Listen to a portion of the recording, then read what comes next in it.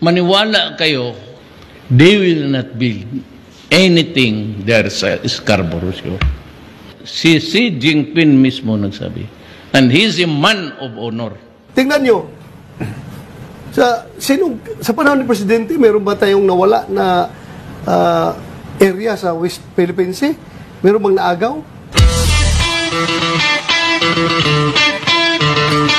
Ang sinasabi nila, inoccupy daw ng China ang ating territory. Wala po yun na tayo ay sinasakop na. Ano-ano po ba inoccupy ng China? Kasi ayoko magsalita nang wala akong basihan.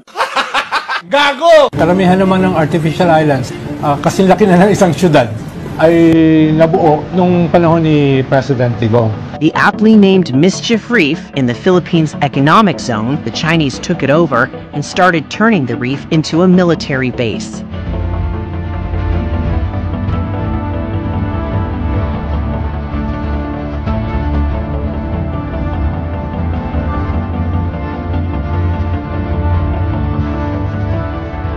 It's all artificial land reclamation protected from erosion by these rocky seawalls. And this, well, this is believed to be anti-aircraft weapons. Even during the time of Digong, nag-escalate yung China, especially during sa island building.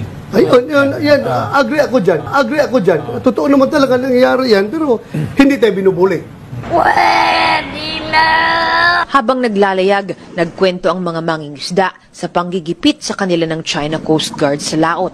Nakunan din ng ABS-CBN kasama nila ang malawakang paghahalukay ng taklobo mula sa ilalim ng Scarborough Shoal. Maraming lansya ng China na nagsasagawa nito.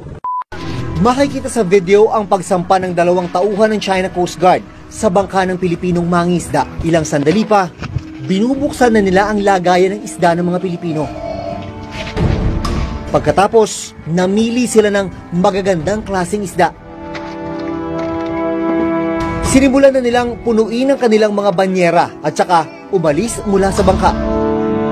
Meron ka ba narinig na pambubuli ng Chinese militia doon sa ating mga mangingisda sa West Philippine Sea noong panahon ni President Duterte? It happened before, sir. It happened before. Panahon ni Duterte? Mga magaganda pang kunin nila. May mga Chinese Coast Guard na raw na nagbabantay. Kunin nila yan, walang paalaman yan. Basta nakuha nila, alis na kaagad yan. Ayaw ko sanang ibigay. Dahil naaaral sa pamilya ko. Sabi barter. Ang sabi ko nga po, fish thievery.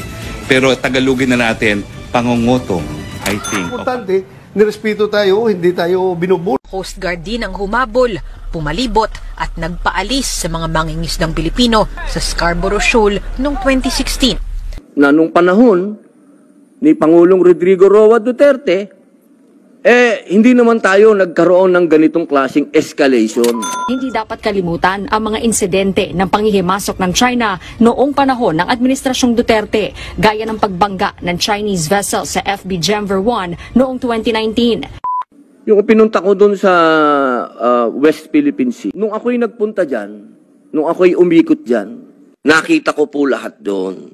Ako po kasi ay galing doon. Ganun naman kasi kahit nung ako din nagpunta doon, ginawa ko yan. Ako mismo nagpunta dyan. Yung pinunta ko doon sa West Philippine Sea, pelikula na nga